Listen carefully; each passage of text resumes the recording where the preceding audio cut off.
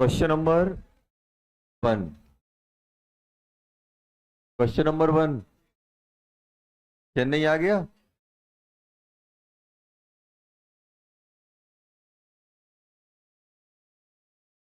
चेन्नई आ गया बच्चों को बताना है।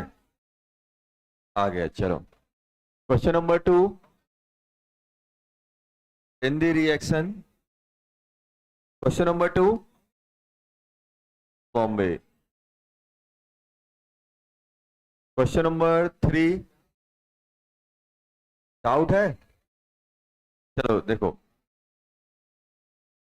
CN is oxidized by NO3 negative in presence of acid। देखो यहाँ पे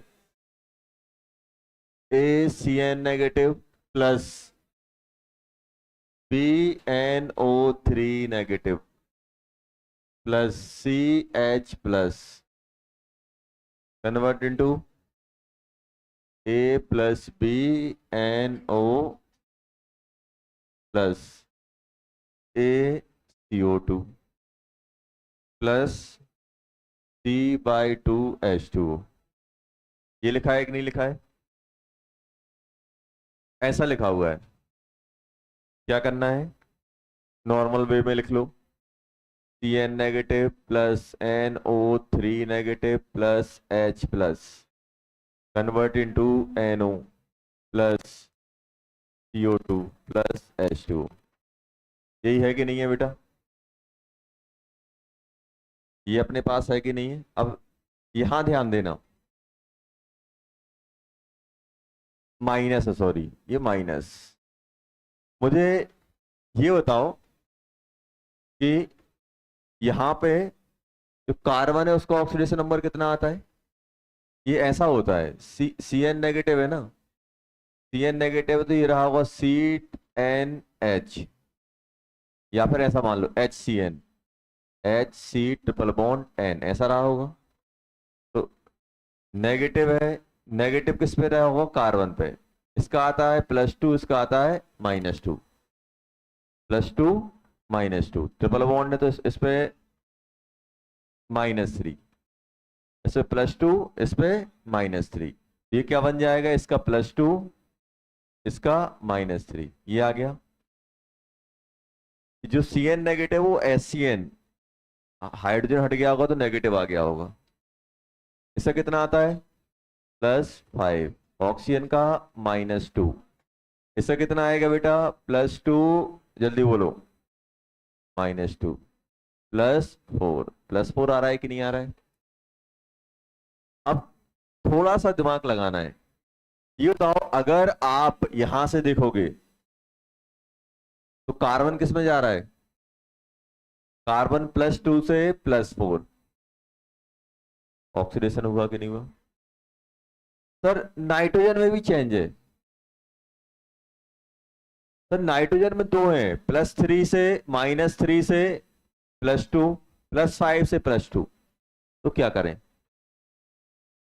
मैं आपको एक देखो, जैसे अपन डिस्प्रोपोर्शनल रिएक्शन में करते थे ना, कम प्रोपोर्शनल में करते थे, जब दो एलिमेंट कंबाइन होके एक में जा रहे हैं, या एक होके एक, एक आपका दो में जा रहा है, दो बार लिख लेते थे। तो ऐसे ही अपन को थोड़ा सा होशियार बनना है, होशियारी दिखानी, और ऐसा एनओ लिख लो। ऐसा एनओ, समझ में आया? एक बार इससे और एक बार इससे, देखो हो गया। और ये वाला किससे रिलेट कर लो? ये वाला इससे रिलेट कर लो, काम आसान हो जाएगा। है समझे? काम आसान हो जाएगा, देखना कैसे। कार्बन नाइट्रोजन आपके ऑक्सीडाइज हो रहे हैं, तो ये ऑक्सीडाइज वाला अलग लिख लिया, रिड्यूस वाला अलग लिख लिया, ताकि हम लोग आराम से इलेक्ट्रॉन बराबर कर सके। जब भी अपने पास ऐसा कुछ दिखता है कि भाई दो एक में जा रहे हैं या एक दो में जा रहा है अपने पास ऐसे करके, तो अगर अपना सही से सेटअप नहीं बन पा रहा है तो दो बार लिख लो। क्या बन पाएगा ये बताओ? इसमें कितने का चेंज आया? इस वाले में, इसमें अगर हम ऑक्सीडेशन की बात करें तो कार्बन एक है, कार्बन एक है, ओके है। नाइट्रोजन एक है, नाइट्रोजन एक है, ओके है। कितने का चेंज आया टोटल? कार्बन में कितने का चेंज है? दो का। दो का चेंज है कि नहीं है? कार्बन में कितने का चेंज है? दो का। नाइट्रोजन में -3 से +2 कितने का चेंज है? 5 का। 5 और 2 7। 7 इलेक्ट्रॉन आ गए कि नहीं आ गए? अरे आए कि नहीं आए? आ गए सर। और इसमें कितने का चेंज है? +2 -2। +5 से +2 कितने का रिडक्शन? कितने का? 3 इलेक्ट्रॉन। तो क्या किया जाए? ऊपर वाले को किससे मल्टीप्लाई किया जाए? 3 से। और नीचे वाले को 7 से। बहुत दिनों बाद दिख रहे हो। लंबे निकल गए थे क्या? क्या बीमार?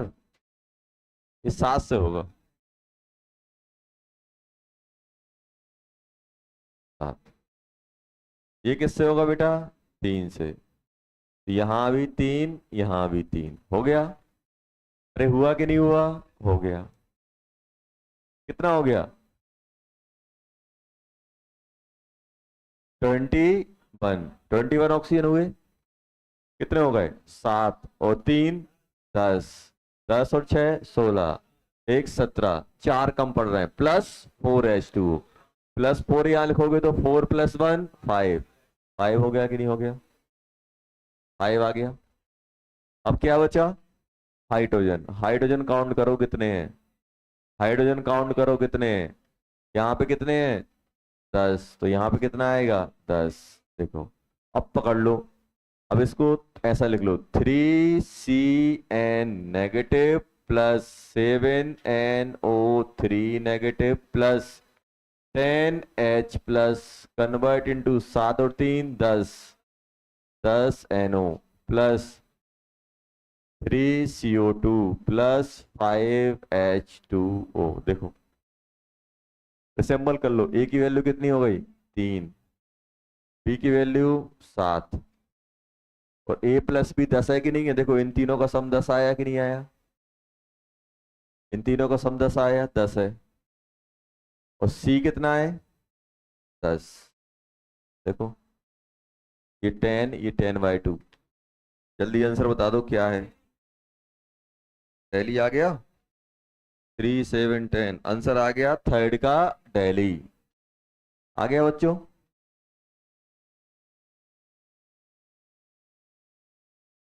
Fourth, balance the following equation. Doubt है? क्या आ रहा है फिफ्थ फोर्थ का? आगरा? बताना है? बताना है।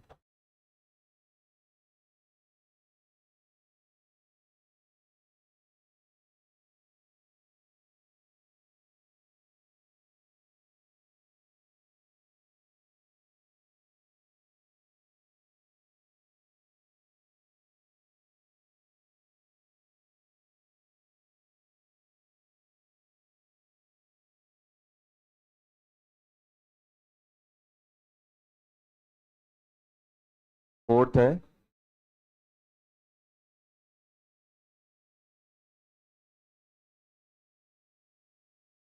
KMnO4 + H2O2 + H2SO4 convert into.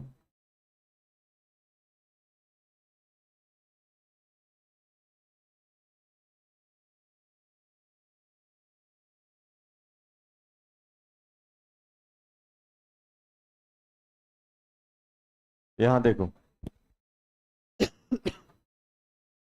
यहां देखो, KMnO4 दिया गया है अपने पास, ऐसा है +1 +7 -2 +1 -1 +1 +6 -2 +2 +6 -2 0 -2 +1 +1 +6 -2। बताओ कहां कहां चेंज है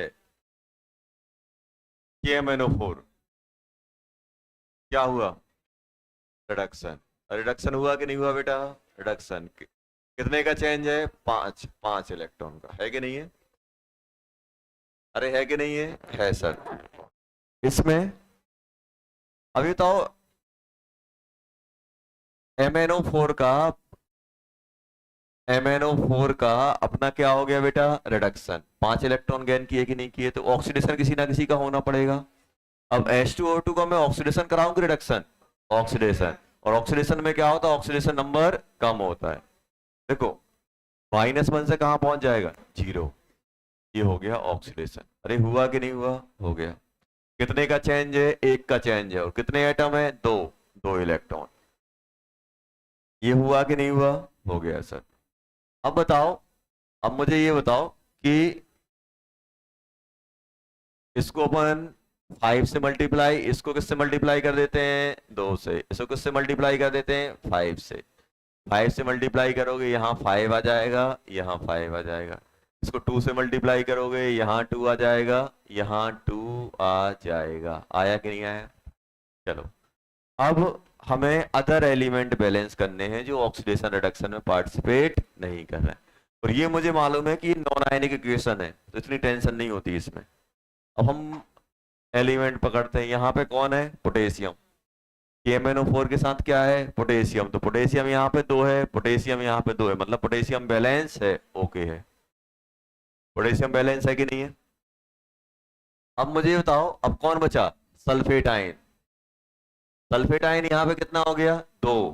और यहाँ पे 1, 3 हुआ कि नहीं हुआ। और सल्फेट आयन मुझे कहाँ से आ रहा है, पूरा का पूरा यहाँ से।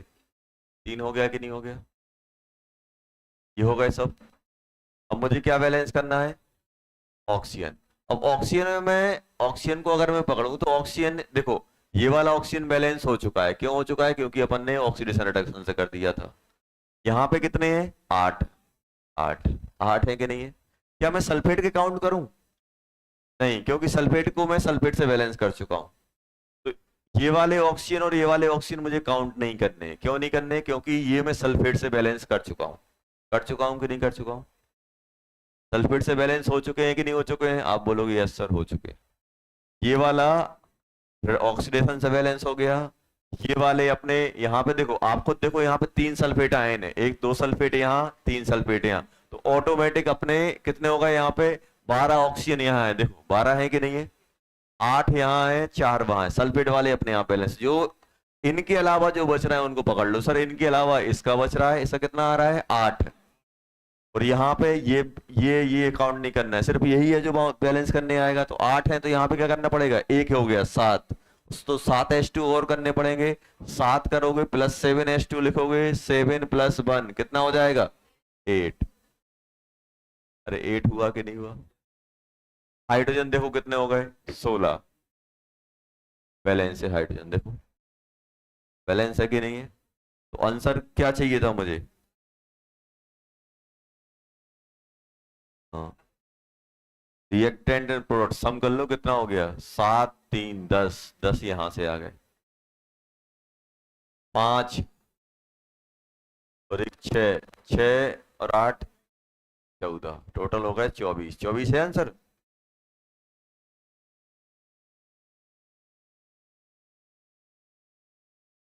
क्या, अच्छा ये कितना हो गया, 7 और 1 8, 16 हो जाएगा।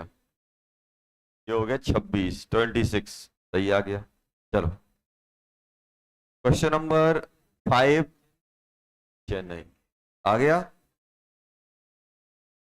डाउट है।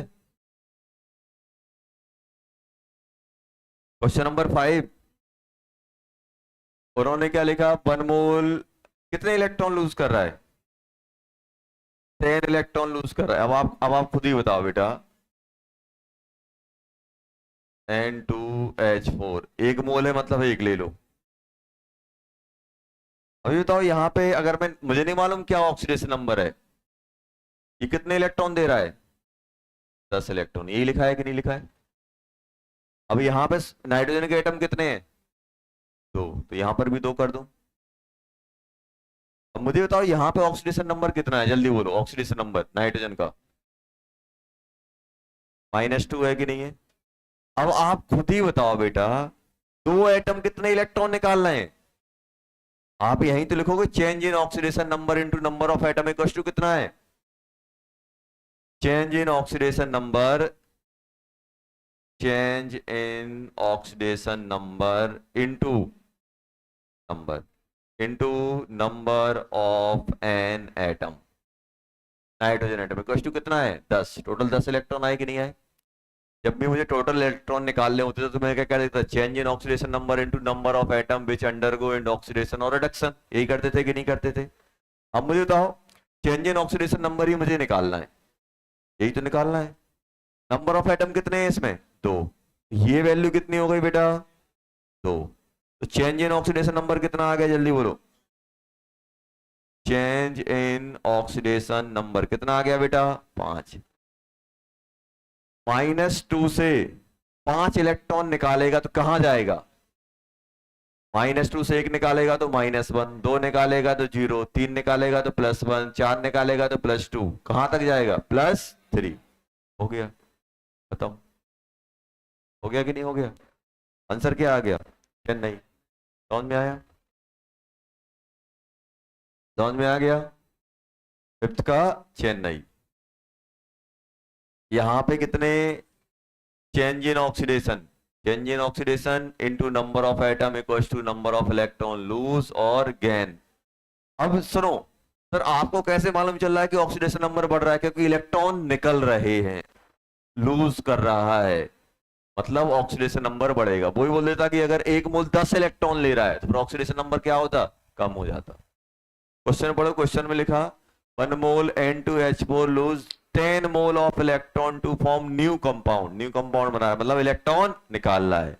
जब भी इलेक्ट्रॉन निकलेगा तो भाई मुझे तो मालूम है इसका -2 है, -2 है तो -3 तो कभी आंसर आने वाला नहीं है, -2 से -3 तो हो नहीं पाएगा क्योंकि वो इलेक्ट्रॉन गेन नहीं कर रहा है, लूज कर रहा है। Assuming all the nitrogen appear in new compound, सही है। चलो क्वेश्चन नंबर 6 दिल्ली आ गया, चलो 7th Delhi, 8th Agra, 9th Bombay, 10th Chennai. +2 PV में कोई चेंज है नहीं है, वहां भी +2 यहां भी है +2, रिएक्टेंट में भी +2 प्रोडक्ट में भी +2, कोई चेंज है नहीं है। चलो 11th चेन्नई आ गया, 12th Agra, 13 which one of the following is not redox, Agra Agra Agra.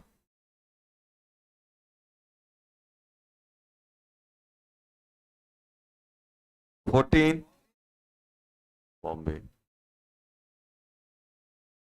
15 15 क्या आ जाएगा, आगरा आगरा।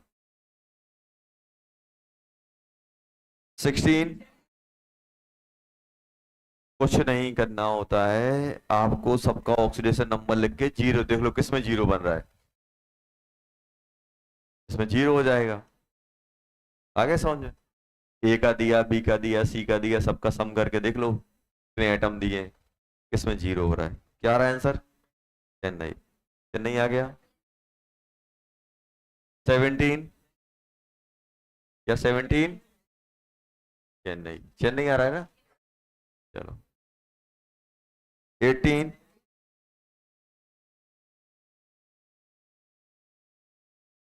18 क्या आ रहा है, दिल्ली। ये तो आसान है, ये तो अपन ने किया है क्वेश्चन। 6 का चेंज है इसमें, 1 का 6 आ जाएगा, दिल्ली आ जाएगा। 19 दिल्ली, बताना है, बताना है,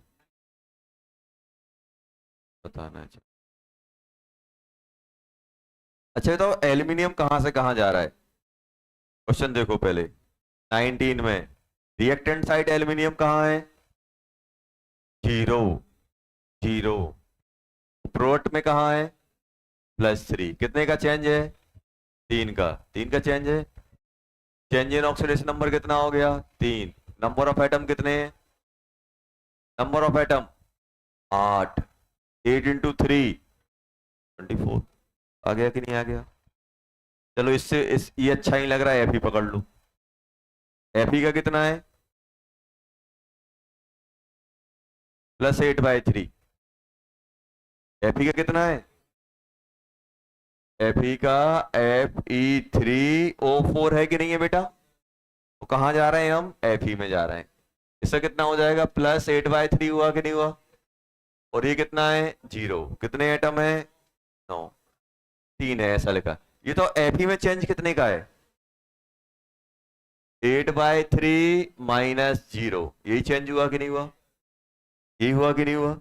ये 0 आया कि नहीं आया? और एफ ई के कितने एटम है, 9, इंटू 9 करो। Change in oxidation into number of atom equals to number of electron lose और गेन। इसमें क्या कर रहा हो, गेन कर रहा हो। कितने होगा ये, 24।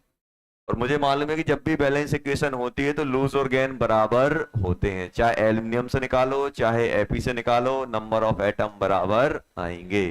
बराबर आ गए, आंसर क्या हो गया, दिल्ली आ गया। 24 आ गया कि नहीं आ गया?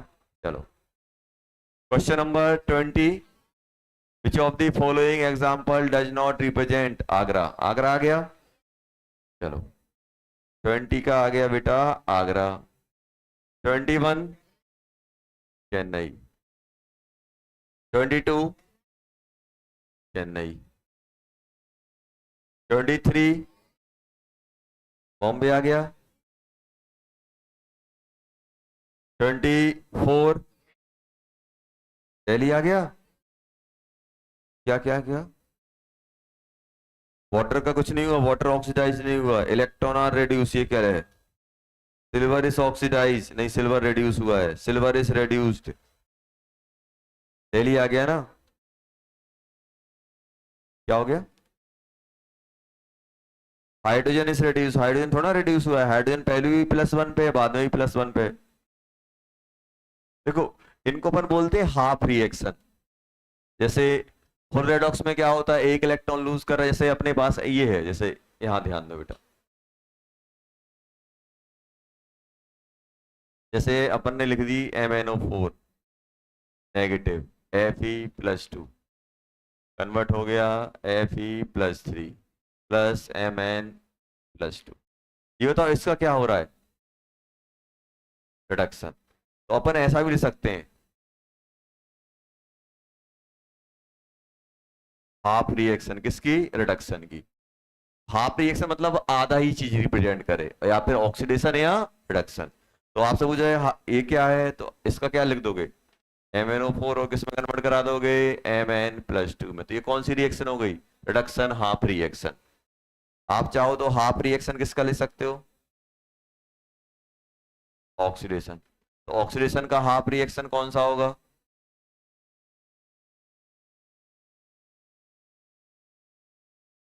+3। ऐसे आपसे बोला है इसमें हाफ ऑक्सीडेशन रिएक्शन कौन सी है, ऑक्सीडेशन हाफ रिएक्शन कौन सी है, तो ऑक्सीडेशन वाला अकेला पकड़ लो। इसका क्या हुआ है, रिडक्शन। इसका क्या हुआ है, ऑक्सीडेशन। ये ऑक्सीडेशन वाली हो गई, हाफ रिएक्शन बोलते हैं। अब चाहो तो इनमें इलेक्ट्रॉन भी ले सकते हो, ये +7 से कहा गया +2, तो कितने इलेक्ट्रॉन लिए, 5 इलेक्ट्रॉन, ऐसे ले सकते हो। ये +1 से +2 से +3 कितना इलेक्ट्रॉन निकाला, 1, ऐसे भी हम लिख सकते हैं। जो एक कंप्लीट रिडॉक्स होती है वो तो हाफ रिएक्शन से मिलकर बनी होती है, oxidation half reaction, reduction half reaction, ऐसा हम लोग बोल सकते हैं। क्या ये कंप्लीट रिडॉक्स है, नहीं है, आधी रिडॉक्स है, इसलिए हाफ रिएक्शन लिख देते हैं। कंप्लीट रिडॉक्स कब होती है, जब ऑक्सीडेशन रिडक्शन दोनों एक साथ हो रहे होते हैं। चलो 25, 25 आगरा। इस टाइप के क्वेश्चन में दिक्कत क्यों हो रही है मुझे ये नहीं आ रही, ये क्लास का क्वेश्चन है, अब मैं बोलूँ तो कम प्रोपोर्शन के बाद एक क्वेश्चन, डिस्प्रोपोर्शन के बाद एक क्वेश्चन कराया था कम प्रोपोर्शन का, पेज पलटो। अब देखो इसमें आपको फील आनी चाहिए कि भाई एक एलिमेंट, दो एलिमेंट मिलके सिंगल में जा रहे हैं, जैसे सिंगल में जा रहे हैं तो क्या करोगे, 2 बार लिख लो। देखो लिखा है आपकी कॉपी में, डिस्प्रोपोर्शन के बाद एक कम प्रोपोर्शन वाला क्वेश्चन था, कौन सा है?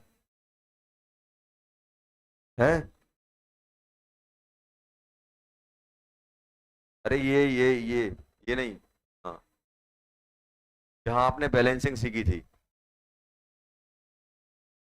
इतने में तो बता ही देता, ढूंढने में लगा रहे हो।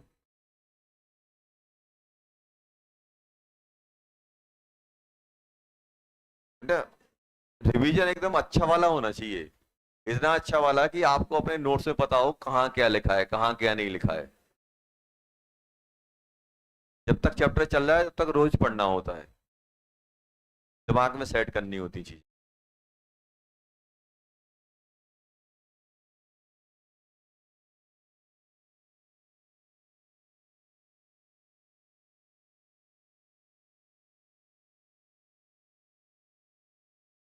क्या बन जाएगा?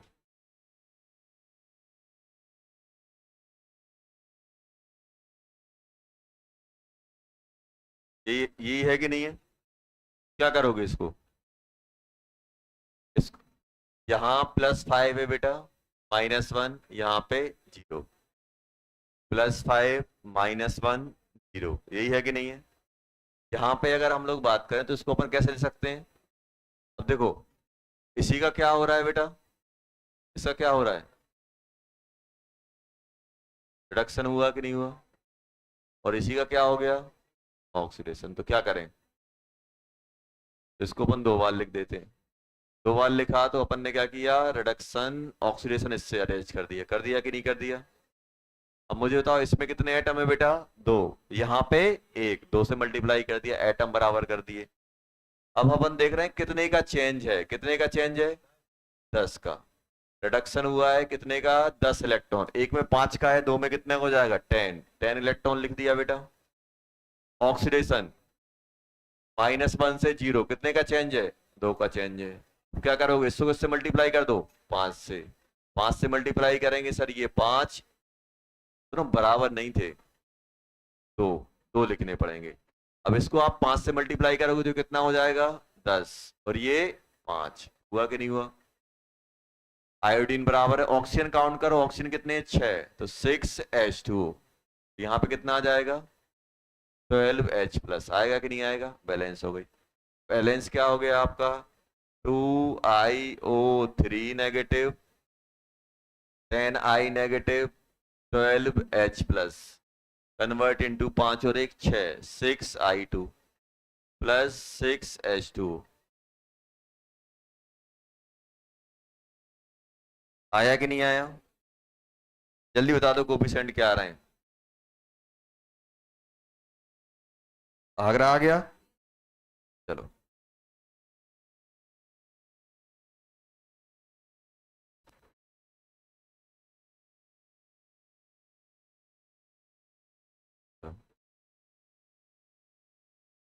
तो 25 क्या लिख दें, आगरा। 26 चेन्नई आ गया। 27 चेन्नई आ गया। 28 आगरा। 29 चेन्नई। 30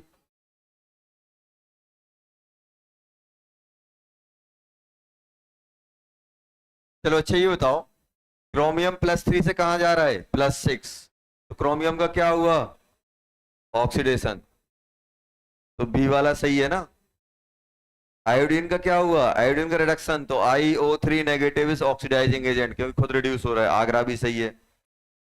6 इलेक्ट्रॉन पर आयोडीन एटम, आयोडीन एटम कितने इलेक्ट्रॉन ले रहा है, +5 से -1 जा रहा है, 6, तो सही भी है, चेन्नई भी सही है। क्या हो गया, आगरा, बॉम्बे, चेन्नई। 31 बताओ क्या आ रहा है, हो गए बस। और कौन सा दिया था, 35, चलो लास्ट और कर लेते हैं, 35, चलो करके आए कि नहीं आए, आए, चलो।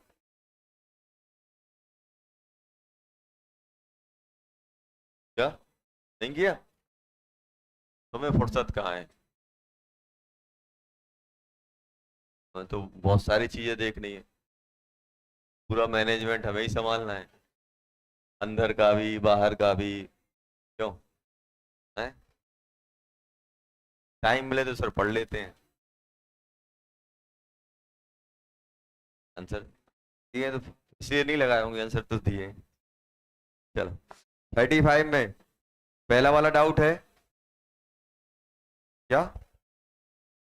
किए कि नहीं किए? किए ना। क्वेश्चन नंबर 1 में डाउट है। 2 3 sorry A B C D E F, कौन सा? सी वाले में। चलो सी वाला, सी देखो। मुझे लग रहा है एक चीज में अटके होगे इसलिए दिक्कत हो गई है। ClO3 नेगेटिव प्लस AS2S3, इसी में अटके हो। Cl negative H2AsO4 negative plus HSO4 negative, यही है कि नहीं है? अरे ये है कि नहीं है? मुझे बताओ इसका कितना है? +5। +5 है कि नहीं है? +5 है। इसका बताओ इसका कितना आएगा? अब देखो, अगर हम आर्सेनिक और सल्फर की बात करें, जब भी इस टाइप की हो तो आप क्रॉस मल्टीप्लाई से देख लो, या फिर ये देख लो कि ये जब भी ये इसके साथ रहता है, नॉन मेटल या मेटलॉइड के साथ रहता है, तो अपन कैसे करते हैं? मेटल के साथ रहता है तो अपन मिनिमम ऑक्सीडेशन नंबर मानते हैं। अब मुझे बताओ, जैसे यहाँ पे लिखा तो इसका कितना हो जाएगा? +3, क्रॉस मल्टीप्लाई करके इसको -2, ऐसा आएगा कि नहीं आएगा? अब बन जाएगा, अब कर लेना। ये -1 हो गया, ये हो गया अपना 8 7 5 आ जाएगा, इसका 5 ही आ रहा है ना, और इसका +6। अब क्या करना, इसको इससे रिलेट करना, इसको अपन इससे रिलेट करेंगे तो क्या बन जाएगा? ये +5 से -1 रिडक्शन। कितने इलेक्ट्रॉन?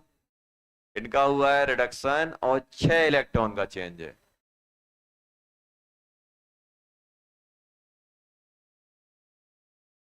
ऐसा आया कि नहीं आया? आ गया। दो से कितना हो गया? 2 हो गया। 3 से 3 हो गए, बराबर हो गए कि नहीं हो गए? -3 से +5, +3 से +5 ऑक्सीडेशन या रिडक्शन? ऑक्सीडेशन। -2 से +6 ऑक्सीडेशन। टोटल ऑक्सीडेशन हुआ कि नहीं हुआ? कितने इलेक्ट्रॉन का चेंज है? आर्सेनिक में कितने का चेंज है? +3 से +5, 2 का चेंज है, और एटम कितने हैं? 2। 4 इलेक्ट्रॉन, 4 इलेक्ट्रॉन आर्सेनिक दे रहा है। सल्फर कितना दे रहा है? -2 से +6, 6 का चेंज 8, और कितने एटम है? 3, 24। हुआ कि नहीं हुआ? टोटल इलेक्ट्रॉन कितने हो गए? 28 इलेक्ट्रॉन। 28 इलेक्ट्रॉन हुए कि नहीं हुए? ये 6 है, वो 28 है, किससे मल्टीप्लाई करें? इलेक्ट्रॉन बराबर करने के लिए किससे मल्टीप्लाई करें? किसको किससे मल्टीप्लाई करें? कोई बताओ, जल्दी बताओ।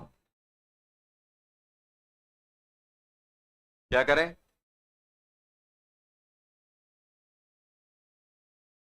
इसको 6 को से 28 से।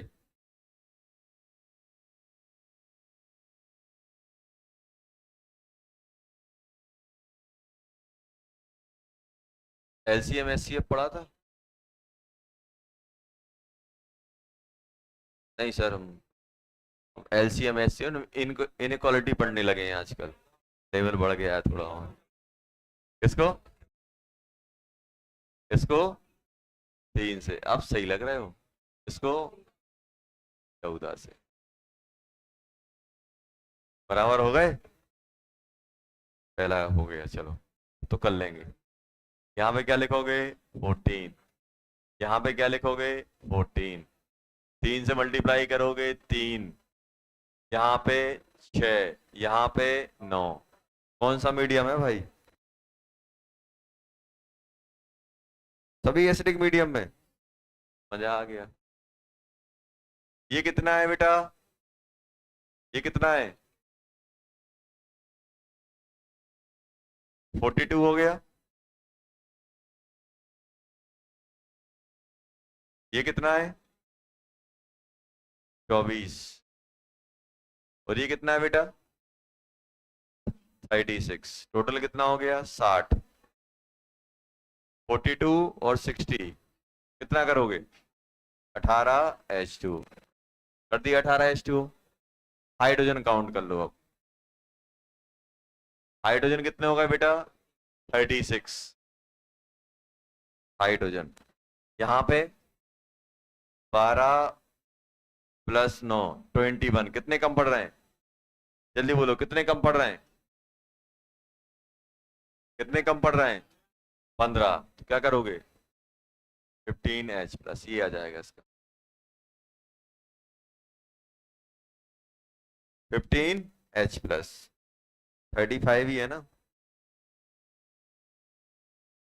कौन सा क्वेश्चन है?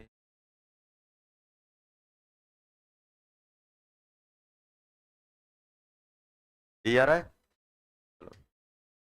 और बताओ, और कोई कष्ट हो तो। चेन्नई कर लिया, चेन्नई के बाद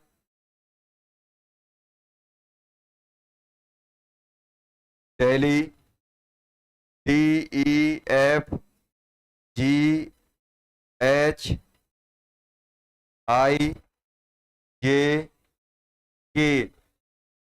के तक ही है ना? चलो तो नेक्स्ट होमवर्क, क्वेश्चन 36। अरे अभी तो ये एक पार्ट निकला है। क्वेश्चन नंबर 36 करना है। और DCD2 हो गई थी। DCD1 पूरी है? DCD1 कंप्लीट है? चलो DCD1 कंप्लीट है, DCD2 भी कंप्लीट है, DCD3 भी कंप्लीट हो जाएगी। बहुत बढ़िया।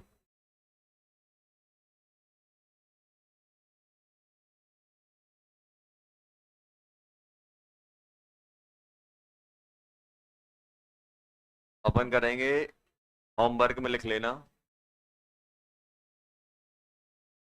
DCT3। तो कौन सा क्वेश्चन नंबर 35 था कि 36? Question number 36। और लास्ट में एक्सरसाइज दी हुई है जेई मेंस नाम से।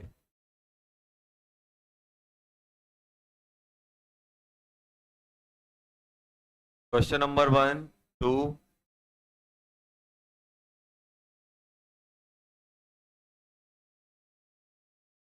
7, 8।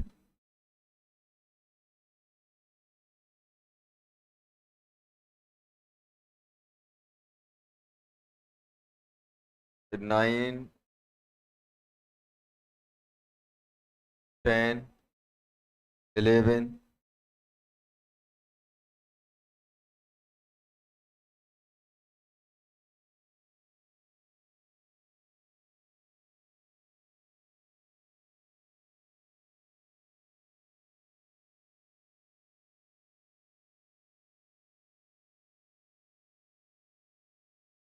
13 to 24।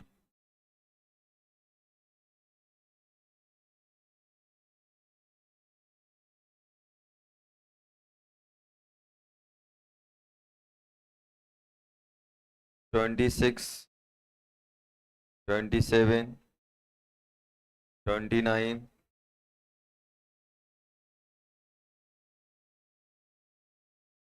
30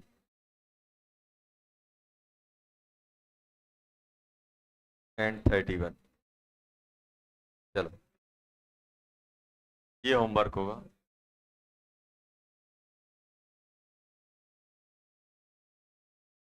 चलो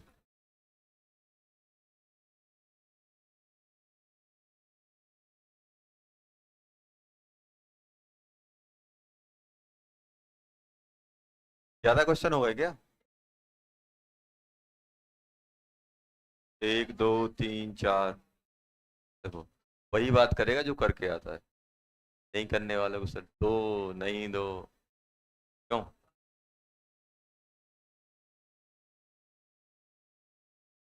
ये वाला हटा दो, लास्ट वाला निकल लेना बस।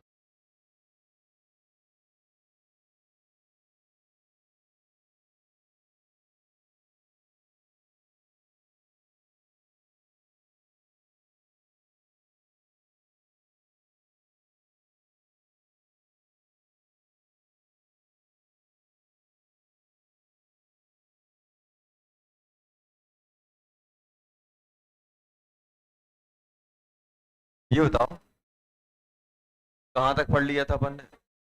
रखो रखो उसको।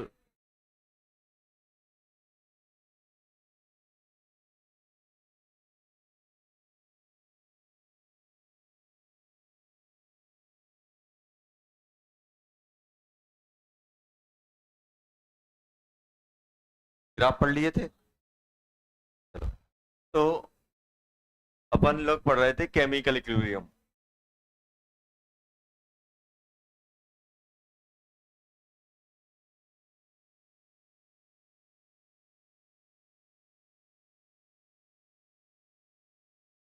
अपन लोग क्या पढ़ रहे थे? Chemical equilibrium. तो अगर हम लोग बात करें केमिकल इक्विलिब्रियम की, तो यहां पे अगर हम लोग देखें बेटा,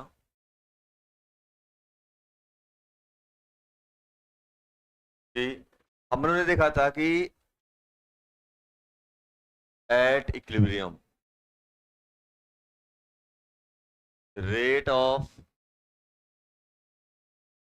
forward equals to rate of backward.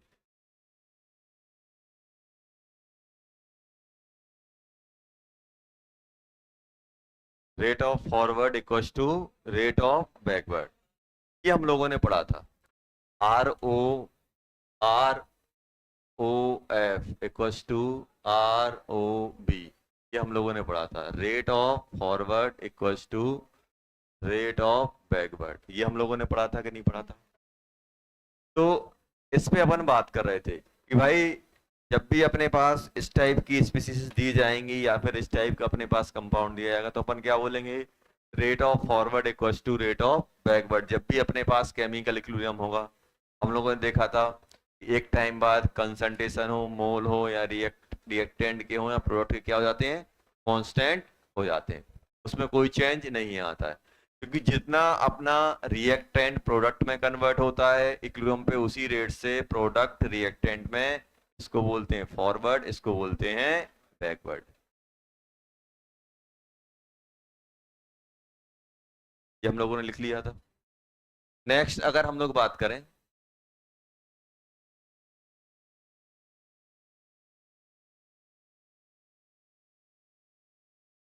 Type of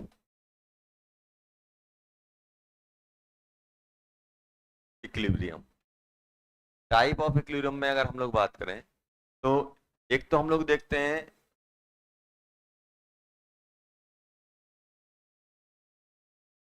कि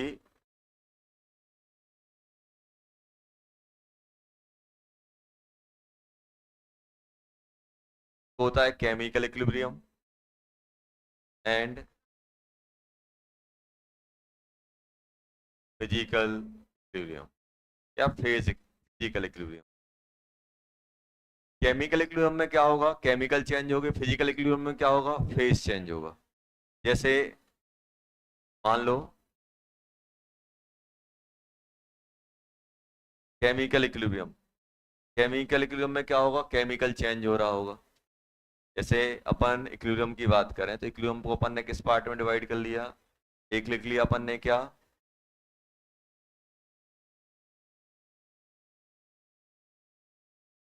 केमिकल इक्विलिब्रियम। केमिकल इक्विलिब्रियम में क्या होगा? Chemical change will be occurred. जैसे मान लो इसमें क्या होता है? केमिकल चेंज, एक स्पीसीज दूसरी स्पीसीज में कन्वर्ट हो गई। जैसे मान लो फॉर एग्जांपल N2 गैस है और 3H2 गैस है, में कन्वर्ट हो रहा है 2NH3 में कन्वर्ट हुआ। यहाँ पे केमिकल चेंज हुआ कि नहीं हुआ? और फिजिकल इक्विलिब्रियम में क्या होगा? Phase change. Physical equilibrium state और फेज चेंज। जैसे वाटर है, H2 लिक्विड है, कहाँ ले जा रहे हो? H2O गैस को बोलते हैं अपन बॉइलिंग। लिक्विड जब गैस के साथ इक्विलिब्रियम पे होता है ये कहलाता है बॉइलिंग। बॉइलिंग कहलाता है। ये हो सकता है। और क्या हो सकता है बेटा? H2O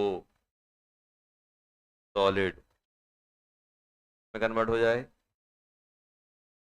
H2O लिक्विड में ऐसा आ जाए। यहाँ पे सिर्फ क्या हो रही है बेटा? फेस चेंज हो रही है, फिजिकल इक्विलिब्रियम। कोई केमिकल रिएक्शन अकर नहीं हो रही, बस क्या हो रहा है? फेस चेंज हो रहा है।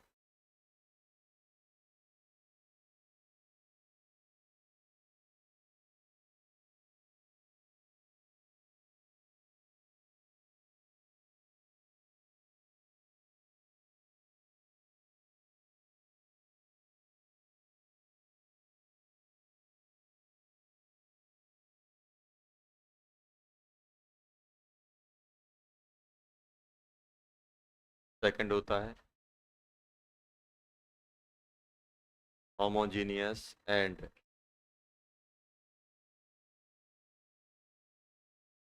Heterogeneous. Homogeneous and heterogeneous equilibrium. Homogeneous equilibrium and heterogeneous equilibrium. तो अगर हम इक्विलिब्रियम की बात करें सर, ये होमो और हेट्रो होता क्या है? होमो मतलब क्या होता है? Same type. सेम टाइप का तो होमो, का डिफरेंट टाइप आ रहे हैं तो हेट्रो। सर ये सेम और डिफरेंट का फंडा क्या है? यहाँ देखो, homogeneous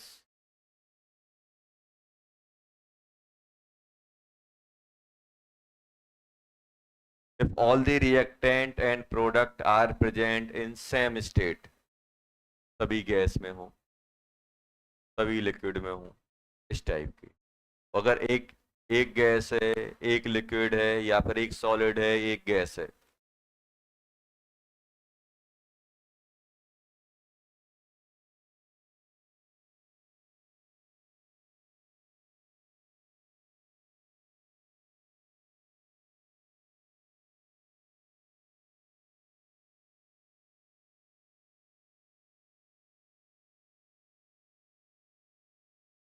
all the all the species, चाहे वो रिएक्टेंट हो, चाहे वो product. Reactants, all the species मतलब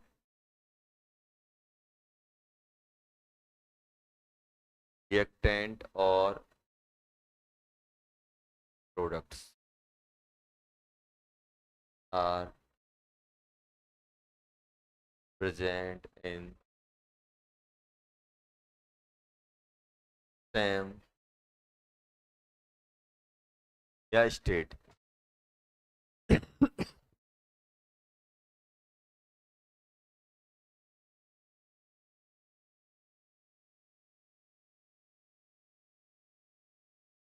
ऑल दी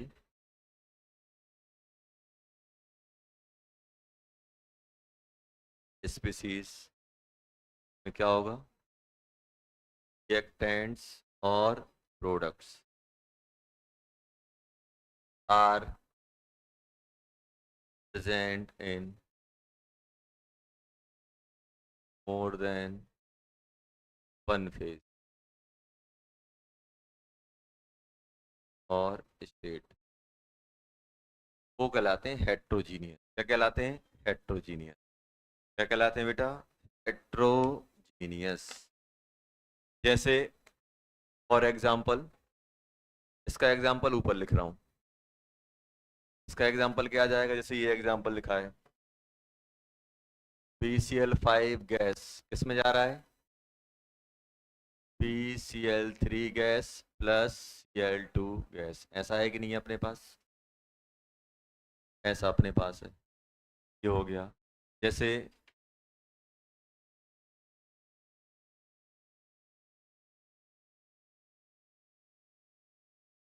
इसका एग्जाम्पल क्या हो जाएगा?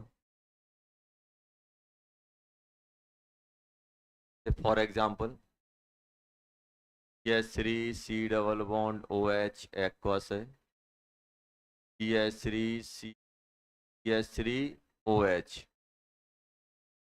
ये भी एक्वस है, और ये अपना किस में कन्वर्ट हो गया, CH3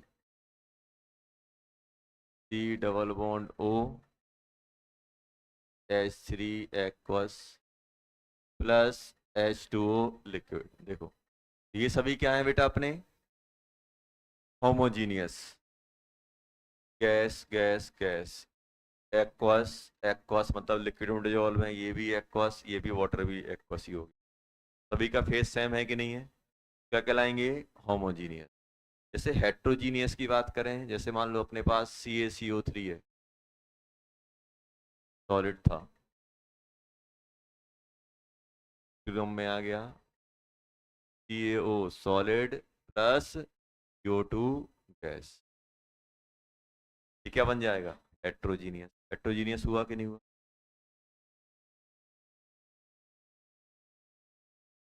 जैसे मान लो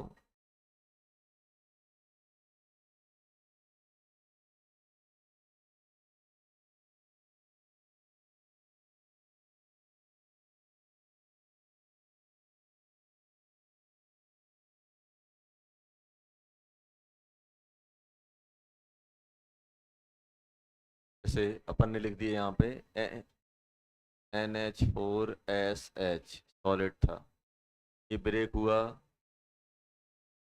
NH3 gas plus H2S,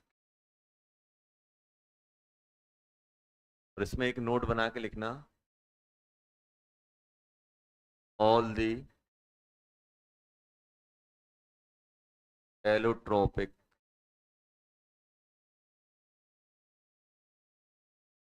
change are consider in heterogeneous equilibrium. जितने भी एलोट्रोपिक चेंज होते हैं, एलोट्रोपिक चेंज मतलब क्या होता है, जब कोई एक एलिमेंट मोर देन वन फॉर्म में एग्जिस्ट कर रहा है, जैसे कार्बन है, कार्बन डायमंड में भी मिलता है, ग्रेफाइट में भी मिलता है, फ्लोरीन में भी मिलता है, जैसे फास्फोरस है, ब्लैक में भी मिलता है, वाइट में भी मिलता है, सल्फर है, ऑर्थोरोम्बिक होता है, मोनोक्लिनिक होता है, मतलब डिफरेंट डिफरेंट, सल्फर है जैसे, अपन ये क्या होंगे, ये सब क्या हो जाएंगे, एलोट्रोपिक फॉर्म। अगर जैसे मान लो, अब यहाँ पे क्या होगा, जैसे मान लो कोई क्वेश्चन आ गया अपने पास, जैसे लिखा है यहाँ पे कार्बन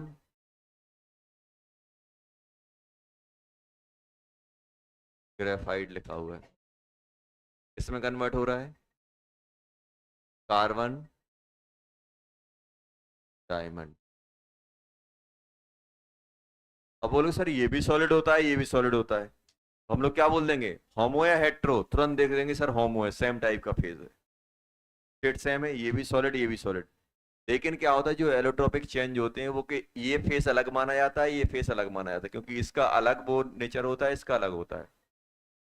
ये किस में कंसीडर किए जाते हैं, हेट्रोजीनियस में, ये ध्यान रखना, किसमें, हेट्रोजीनियस में। अच्छा बताओ, कार्बन ग्रेफाइट और डायमंड में, ग्रेफाइट और डायमंड में कन्वर्ट करते हैं, ये ध्यान रखना, कार्ब ग्रेफाइट को अगर हम डायमंड में कन्वर्ट करेंगे तो उसका डेल्टा एच क्या होता है,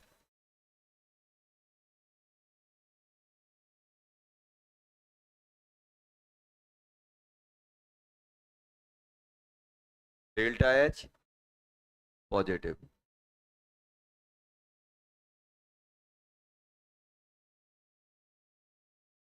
और ये बताओ डेंसिटी किसकी ज्यादा होती है,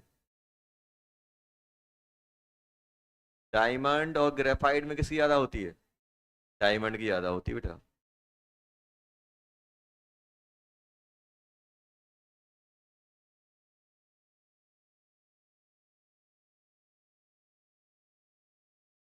डेल्टा एच पॉजिटिव होता है,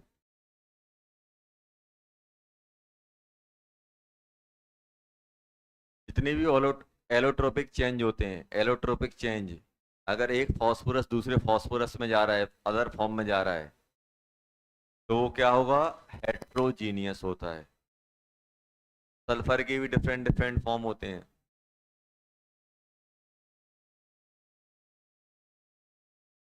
सी ग्रेफाइट, सी डायमंड।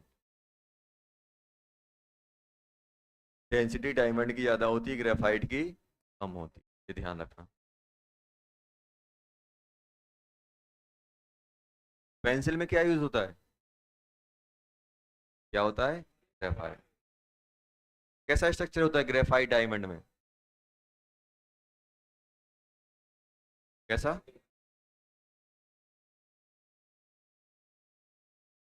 E60।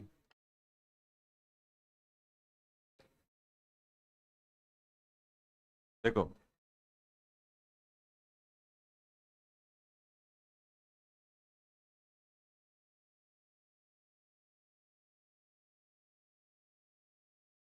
यहाँ ध्यान दो।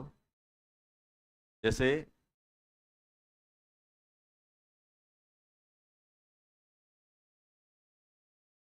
डायमंड की बात करें, डायमंड ऐसा रहता है बेटा, देखो, एक कार्बन हो गया, एक कार्बन से फिर दूसरा कार्बन टेट्राहेड्रली अरेंज होता है ऐसे। सभी के सभी किससे अरेंज होते हैं? सिग्मा बॉन्ड से ऐसे। सभी कार्बन क्या होते हैं? All carbon are sp3। sp3 होते हैं। एक, मतलब एक कार्बन दूसरे कार्बन से सिग्मा बॉन्ड से कनेक्ट होता है, एक जेंट लाइक स्ट्रक्चर होता है। कैसा होता है? इसको अगर हम लोग बोले तो कोवलेंट लेटिस। हर एक एटम किससे कनेक्ट है? कोवलेंट बॉन्ड से कनेक्ट है। हर एक कार्बन की हाइब्रिडेशन क्या है? sp3। हर एक कार्बन क्या बना रहा है? टेट्राहेड्रल यूनिट बना रहा है। ये भी टेट्राहेड्रल, ये भी टेट्राहेड्रल, सभी ऐसे रहते हैं।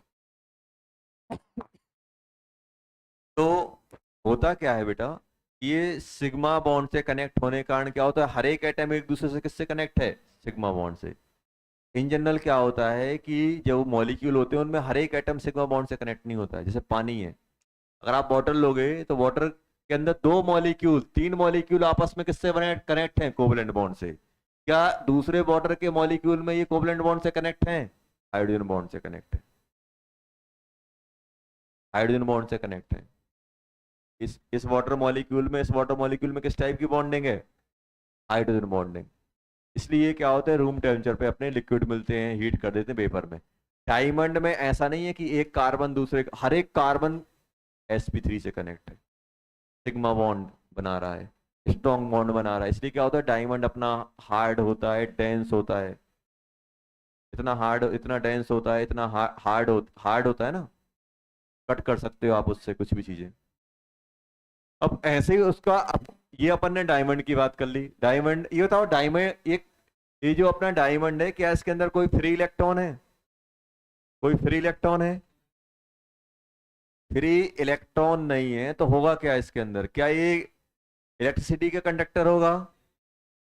चलो यहाँ पे अपन ग्रेफाइट की बात कर लेते हैं।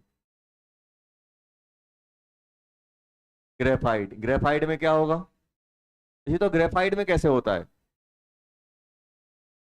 नहीं। बेंजीन का नाम सुना है? कैसे बनती है बेंजीन? बेंजीन ऐसे बनती है कि नहीं बनती? अल्टरनेट।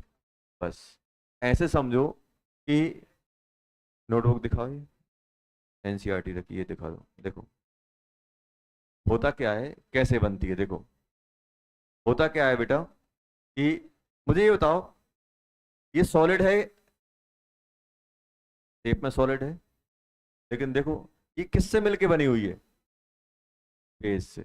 एक पेज दूसरे पेज के ऊपर रखा हुआ है कि नहीं रखा हुआ है? क्या बन गया? ये सॉलिड टाइप का बन गया कि नहीं बन गया? तो ऐसे ही समझो कि ऐसे ही अपना क्या है, ग्रेफाइट। ग्रेफाइट में क्या है, लेयर हैं। जैसे इस नोटबुक को बनाने के लिए आपने पेज यूज किए कि नहीं है? एक पेज, दो पेज, ऐसे पेज की लेयर यूज की कि नहीं की? एक पेज रख दिया, दो पेज रख दिए, तीन चार पांच, ऐसे आपने बहुत सारे पेज कलेक्ट कर लिए तो आपकी नोटबुक बन गई कि नहीं बन गई? तो आपसे बोला जाए कि ये बताओ, ये आपकी जो नोटबुक है किससे मिलके बनी हुई है, तो आप क्या बोलोगे? पेजेस से मिलके बनी हुई है, बोलोगे ना? ऐसे ही क्या होता है, ये जो ग्रेफाइट है, अगर हम ग्रेफाइट की बात करें तो ग्रेफाइट भी क्या है, ऐसी बहुत सारी लेयर से मिलके बनता है। सर लेयर कैसे होती है? लेयर ऐसे होती है, ध्यान देना। जैसे, अब ध्यान देना, एक बेंजीन ये हो गया, एक और बेंजीन आएगा,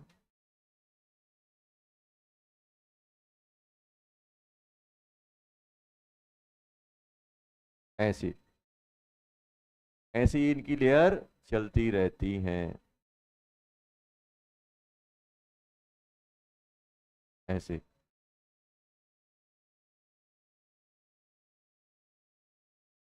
ऐसे।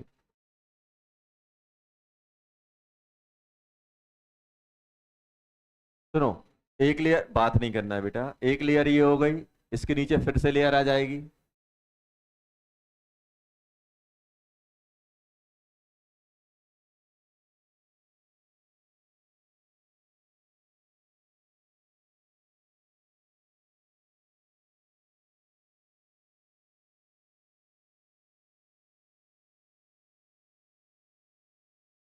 कैसे आ जाएगी? ऐसी हेक्सागोनल लेयर रहती हैं। एक ये ए लेयर हो गई, ये बी लेयर हो गई, ऐसे नीचे लेयर आ जाएंगी। ऐसी एक के ऊपर एक ऐसी हेक्सेन की लेयर चलती रहती हैं। और ये बताओ, एक लेयर दूसरी लेयर से किससे अटैच होती है?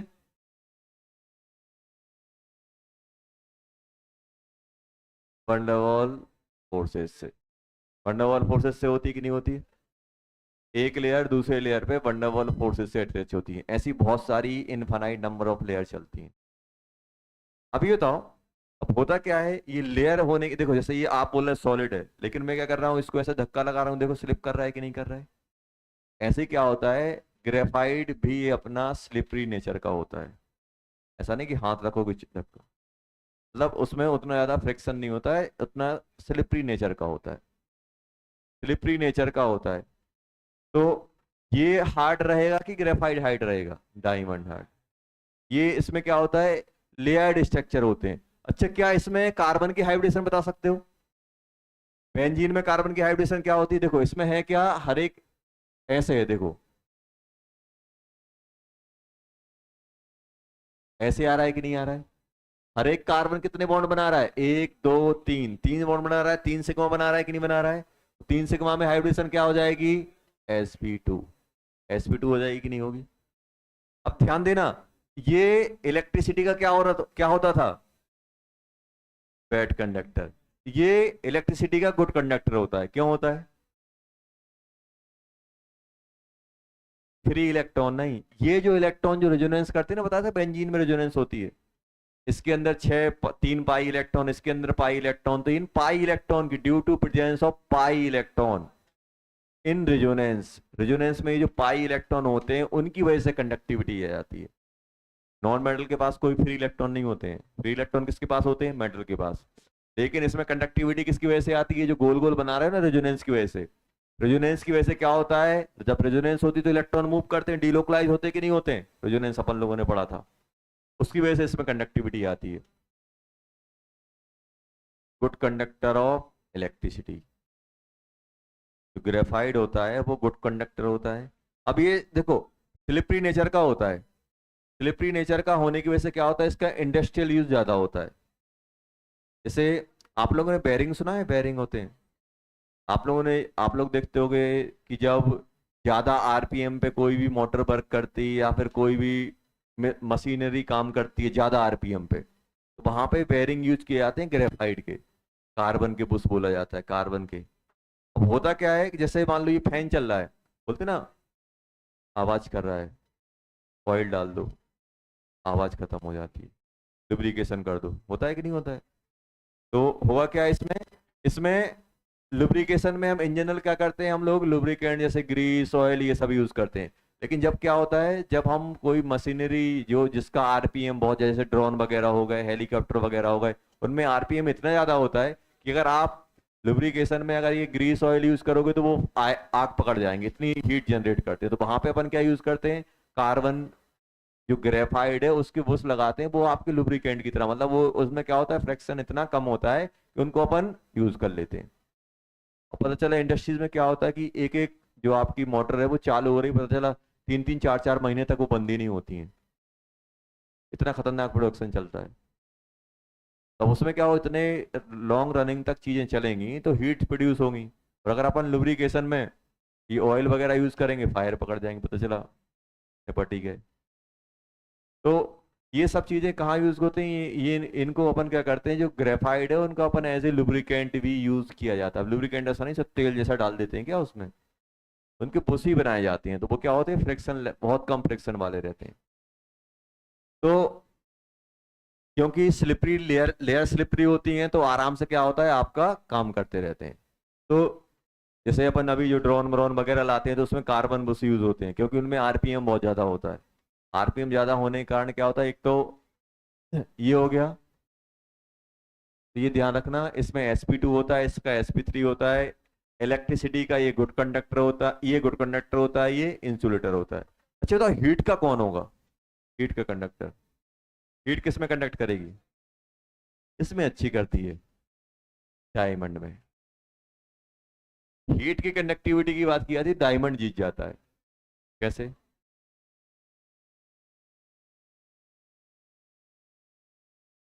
देखो, हीट यहाँ पे कंडक्ट किसकी वजह से होती है, वाइब्रेशन की वजह से।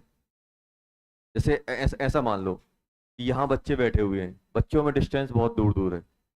अब मैं एक बच्चे को धक्का दूंगा, क्या लास्ट बच्चे तक पहुंच पाएगा, नहीं पहुंचेगा। और बच्चे एकदम घस के बैठे हुए हैं और मैं धक्का मार रहा हूँ, क्या होगा, पीछे चला जाएगा कि नहीं चला जाएगा, ट्रांसफर हो जाएगा कि नहीं हो जाएगा।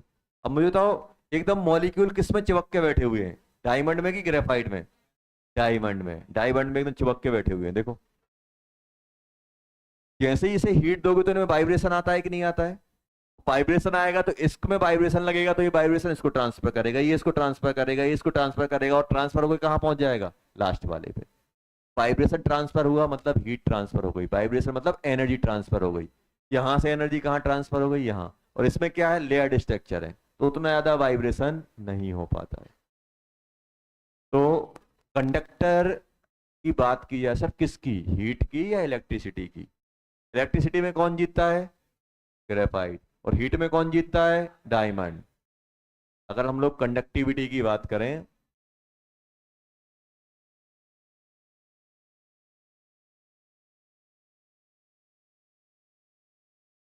हीट हीट में कौन आता है, डायमंड ग्रेटर देन ग्रेफाइट। और इलेक्ट्रिसिटी में diamond less than graphite.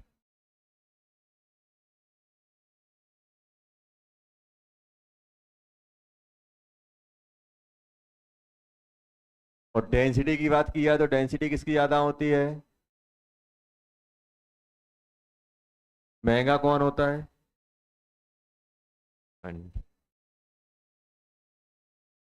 Diamond. Extreme slow process, extreme slow process, बहुत स्लो प्रोसेस है। अगर फास्ट होती ना, डायमंड ही डायमंड होता। आया समझ, डायमंड अपन बना नहीं सकते, डायमंड को अपन एक्सट्रैक्ट करते हैं, निकालते हैं डिगिंग से। पन्ना सुना होगा, वहां पे ढूंढते रहते हैं लोग, पढ़ाई लिखाई थोड़ा ना करते हैं वहां पे। एक, इतना एक बो लेते हैं, नदियों में कूद जाते हैं, रेत को छानते रहते हैं, किस्मत सही तो मिल जाता है, नहीं तो जिंदगी निकल जाती है एक डायमंड की तलाश में। नहीं, ना नहीं, पन्ना में डायमंड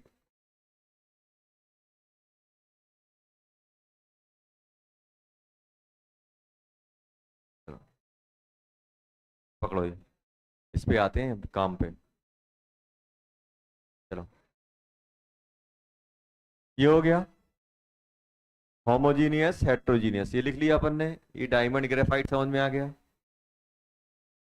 मेल्टिंग बॉइलिंग पॉइंट सब किसके ज्यादा होंगे, डायमंड के। Graphite high, low melting point, low boiling point. चलो, ये लिख लिया। जितने भी एलोट्रोपिक चेंज है वो किस में आएंगे, अपने हेट्रोजीनियस में आएंगे। चलो,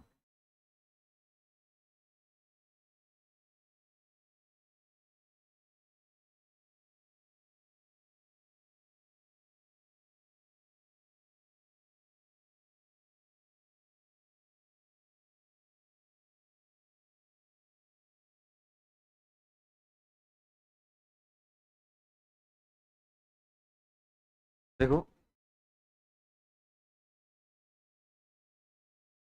चलो यहाँ देखो बेटा, एक अपन देखो एक वर्ड यूज होगा एक्टिव मास।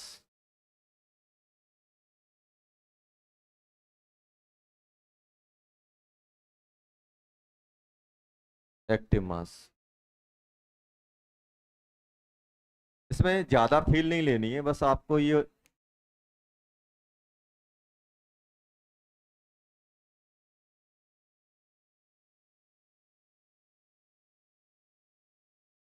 अब एक्टिव मास क्या होता है, वो डिपेंड करेगा कि अपन क्या ले रहे हैं, किस स्टेट पे ले रहे हैं। तब एक तरीके से एक्टिव मास क्या है, एक हाइपोथेटिकल चीज है बस, जिसका क्या होता है आपको रेट वगैरह निकालने में यूज होता है। ये सब यूज, जैसे मान लो अगर हमने कोई गैसियस गैसियस स्पीसीज ली है, या गैसियस सब्सटेंस लिया हुआ है। देखो गैस के लिए एक्टिव मास क्या होता है, ध्यान रखना, गैस के लिए हम कंसंट्रेशन को बोल सकते हैं, कंसंट्रेशन, और PP, partial pressure, partial pressure. Partial pressure शायद अपन को नहीं पता जाता, तो लिख देता हूँ पार्शियल प्रेशर क्या होता है। जैसे मान लो एक कंटेनर है, बात नहीं करो बेटा, इस मान लो कोई कंटेनर है,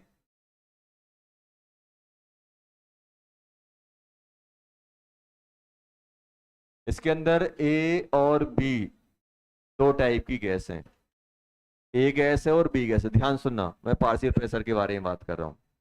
मान लो अब मुझे बताना है पी टोटल, पी टोटल मतलब टोटल प्रेशर, तो मैं क्या करूंगा, N total R T by V, यही करूंगा कि नहीं करूंगा। मुझे टोटल प्रेशर चाहिए तो total mole P V equals to N R T, ये कर दिया।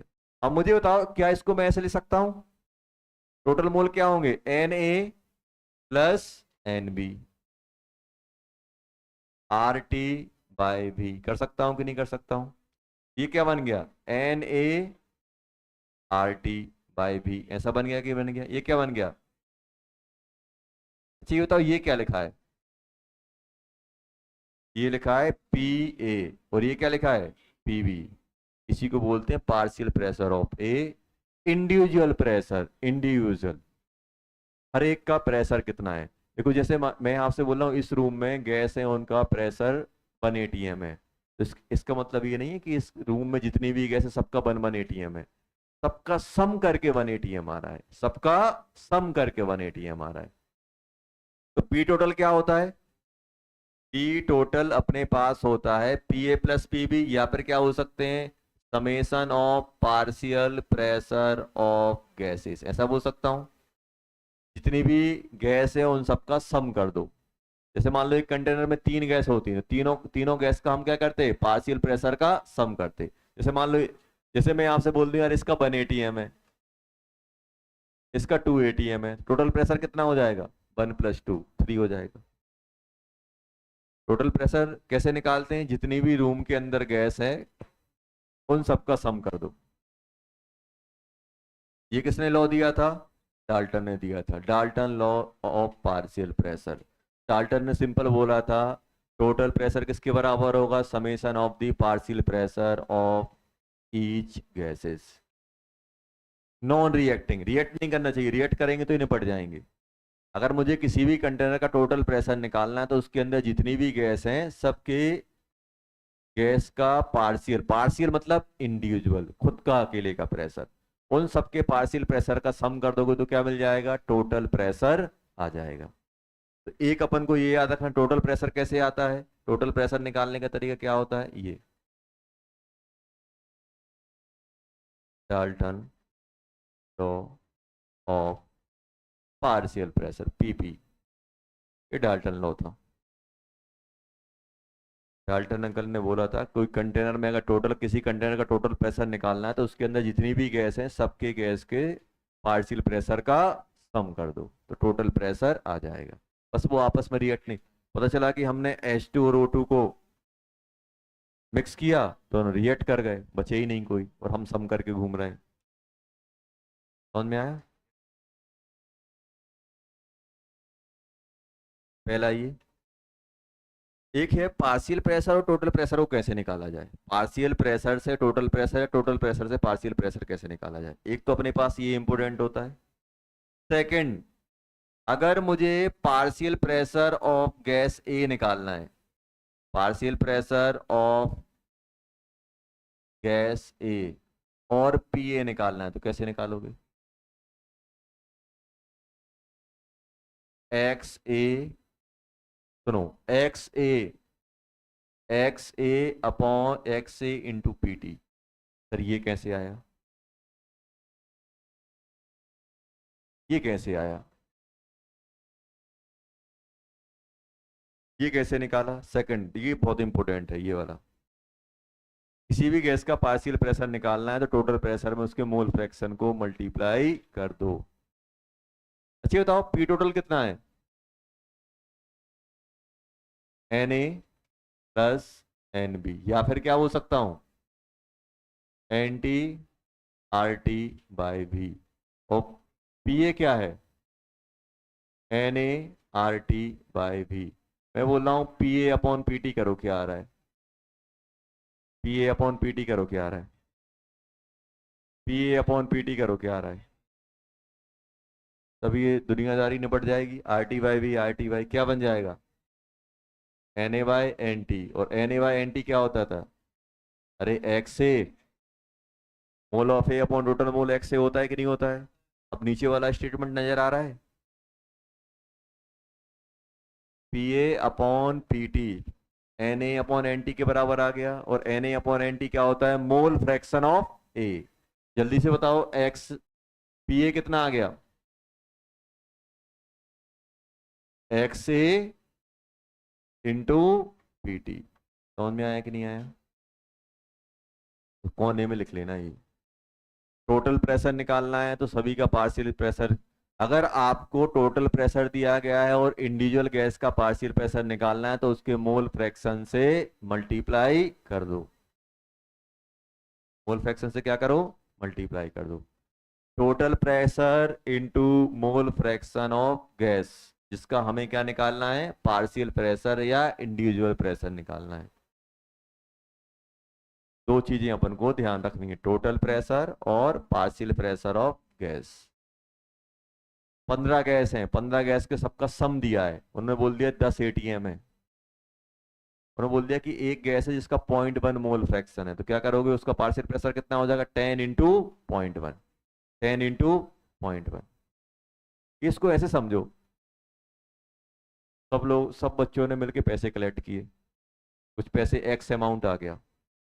अब आपने क्या बोला है कि यार इस बच्चे ने 0.01 इसने दिया है पैसों में, परसेंट नहीं, 0.01 फ्रैक्शन इसका है, तो इसके पैसे निकालने के लिए आप क्या करोगे। जैसे कोई बच्चा आया मेरे पास, बोल रहे सर जो पैसे कलेक्ट हुए उसमें 1/10 पार्ट मेरा है, 1/10 पार्ट मेरा है, तो हम फिर मैं क्या करूंगा, उसने कितने पैसे दिए तो क्या करूंगा, टोटल इंटू 1/10 कर दूंगा। अब ऐसी कोई गैस आई मेरे पास, तो टोटल प्रेशर इतना है, उसमें मेरा फ्रैक्शन इतना है। मोल फ्रैक्शन क्या होता है, टोटल में उसका पार्ट कितना, वन में। जैसे जैसे मान लो किसी गैस का फ्रैक्शन, मान लो गैस ए है, गैस कौन सी है, ए, गैस ए का मान लो मोल फ्रैक्शन 0.1 है, इसका मतलब क्या है, 1/10 पार्ट उसका है, उसमें जितने भी मोल आए हैं उसमें 1/10 मोल इसके हैं। अब जो भी प्रेशर आएगा तो 1/10 तो उसका हो जाएगा, होगा कि नहीं होगा। अगर टोटल प्रेशर पीटी है तो पीए कितना हो जाएगा, तो क्या करोगे, क्योंकि सर सबका सम करके कलेक्ट किया गया है, सम कितना आया पीटी, और पीटी में एक्स ए का पार्ट कितना है 1/10, तो क्या करोगे, पीटी इंटू 1/10 करोगे कि नहीं करोगे। वही तो अपन ने किया है भाई, टोटल प्रेशर ये है, सब अपना अपना पार्ट बताते जाओ, उससे मल्टीप्लाई कर देंगे, सबका आ जाएगा। और इन सब का सम करोगे तो किसके बराबर हो जाएगा, P A P B P B, PT common आ जाएगा, एक्स से एक्स बी एक्स सी सब क्या हो जाएंगे, बन हो जाएंगे, तो पीटी के बराबर आ जाएंगे। तो दिमाग में रखने का तरीका क्या है, टोटल प्रेशर इतना है, अब कोई गैस आया, गैस आई और मेरे से बोल रही सर मेरा पार्ट इतना है, मेरा फ्रैक्शन इतना है, तो क्या करोगे, टोटल प्रेशर को उसके फ्रैक्शन से मल्टीप्लाई कर दोगे तो उसका पार्ट आ जाएगा। तो अपन ने यही तो किया है यहाँ पे, टोटल प्रेशर में उसका कितना पार्ट है, कितना फ्रैक्शन है, उससे मल्टीप्लाई कर दो तो उस गैस का प्रेशर बन जाएगा मुझे। ये आ गया। कंसंट्रेशन मतलब क्या होता है, मोल पर लीटर, ये हो सकता है।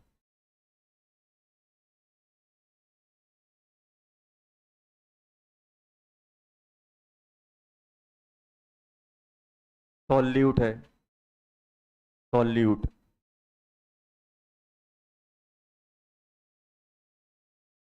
Dissolve in solvent.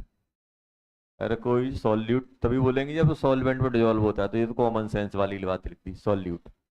सॉल्यूट में क्या होता है, एक्टिव मास क्या होता है, कंसंट्रेशन। कंसंट्रेशन मतलब मोल पर लीटर, ये होता है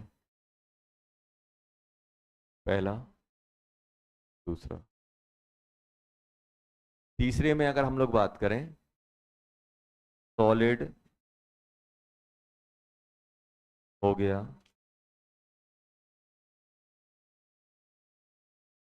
प्योर लिक्विड हो गया, and solvent. Solid, pure liquid and solvent, इनका जो एक्टिव मास होता है वो क्या होता है बेटा, फिक्स होता है।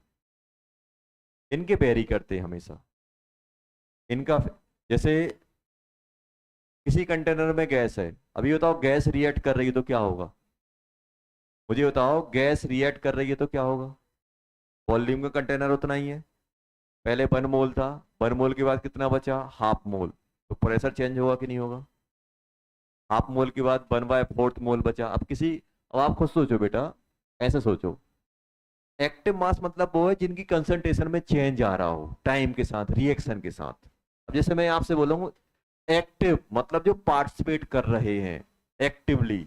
एक्टिव मास मतलब ऐसे स्पीसीज जो टाइम के साथ रिएक्शन आगे बढ़ रही है तो उनकी कंसंट्रेशन में चेंज देखने को मिल रहा है। जैसे मैं आपसे बोल रहा हूँ, जैसे मान लो एक कंटेनर है बेटा, कंटेनर है, कंटेनर में गैस फिल है, ऐसे से पूरे में फिल है कि नहीं है। अब जैसे जैसे रिएक्शन होगी तो गैस कंज्यूम होगी कि नहीं होगी, तो प्रेशर उसका चेंज होगा कि नहीं होगा, होगा सर। कंसंट्रेशन, कंसंट्रेशन क्या होती है, मोल बाय वॉल्यूम। टाइम के साथ मोल कम होंगे, वॉल्यूम उतना है, कंसंट्रेशन चेंज होगी कि नहीं होगी। मतलब गैस में हम बोलते हैं हाँ एक्टिव मास चेंज होता है, मतलब चीजें चेंज हो रही हैं। सॉल्यूट, जैसे मान लो ये अपना लिक्विड है बेटा, क्या है, लिक्विड। अब लिक्विड को आपने सॉल्वेंट में मिक्स, सॉरी सॉल्यूट को सॉल्वेंट में मिक्स करके रखा हुआ है, जैसे मान लो ऐसे ऐसे मिक्स है। अब मुझे तो अब ये रिएक्शन होगी तो इसी कंसंट्रेशन में क्या होगी, mole of solute upon volume. अगर सॉल्यूट कंज्यूम होगा तो वॉल्यूम पे तो कोई इफेक्ट पड़ता नहीं है, तो ये भी चेंज हो रहा है कि नहीं हो रहा है, एक्टिवली पार्टिसिपेट कर रहा है। अब ये बताओ सॉलिड में क्या होगा। सॉलिड, मान लो कोई सॉलिड केमिकल रिएक्शन में जा रहा है तो क्या होगा। कोई भी सॉलिड अगर केमिकल रिएक्शन में जा रहा है तो यहां देखना, कोई ये लिख लिया था ये, कोई भी सॉलिड अगर केमिकल रिएक्शन में जा रहा है, देखो अगर गैस है, ध्यान देना, गैस है तो गैस का अपना प्रेशर चेंज हो सकता है, सर इसकी कंसंट्रेशन भी चेंज हो सकती है, क्यों, क्योंकि मोल्स क्या हो रहे हैं, चेंज हो रहे हैं। तो एक्टिव में हम बोल सकते हैं हाँ ये अपने चेंज कर रहा है।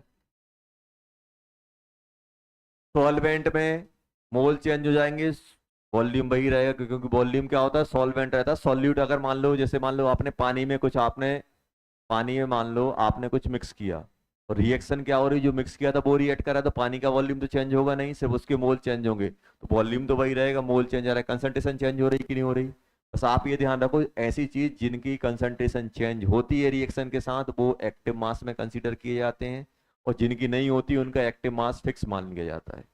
एक्टिव मास फिक्स मान लिया जाता है। जिनकी कंसंट्रेशन में कोई चेंज नहीं आएगा उनका एक्टिव मास फिक्स मान लिया जाता है। जिनकी कंसंट्रेशन में चेंज आएगा उनका एक्टिव मास फिक्स नहीं होता है, वो चेंज होता है। गैस में चेंज हो सकता है, सॉल्यूट में चेंज हो सकता है, सॉल्यूट में चेंज हो सकता है, सॉलिड में चेंज हो सकता है कि क्या कंसंट्रेशन, क्या सॉलिड की कंसंट्रेशन चेंज हो सकती है, क्यों, जैसे मान लो आप रिएक्शन में एक इतना ब्लॉक था, ब्लॉक को आप रिएक्शन में ले जा रहे हो, ध्यान देना। कुछ टाइम बाद, टाइम टी बाद ये ब्लॉक इतना बचा, आधा, आधा बचा। क्या कंसंट्रेशन में चेंज आया? क्यों? आप बोलोगे सर इसकी कंसंट्रेशन अगर आप लिखने जाओगे ना सर, तो पहले क्या था? जो भी मोल थे वॉल्यूम भी था कि नहीं था? अब कंसंट्रेशन क्या होगी? अब आधा रिएक्ट कर गया तो मोल भी कितने हो जाएंगे? आधे। वॉल्यूम भी आधा। क्या कोई चेंज आया? नहीं आया। कोई चेंज आया? नहीं आया। और एक और सिंपल तरीका है अगर आपको चेंज देखना है, डेंसिटी। डेंसिटी पकड़ लो आप। इसमें देखो, मोल्स, वेट कम होते जा रहा है, रिएक्ट करते जा रहे हैं, डेंसिटी कम ज्यादा होती जाएगी। इसमें भी जो आप सॉल्यूशन लोगे, सॉल्यूशन में सॉल्यूट कंज्यूम होता जाएगा तो डेंसिटी चेंज होती जाएगी। या तो आप डेंसिटी पकड़ लो, या तो आप ऐसे पकड़ लो, यही देख लो, mole by volume, mole by volume ही देख लो।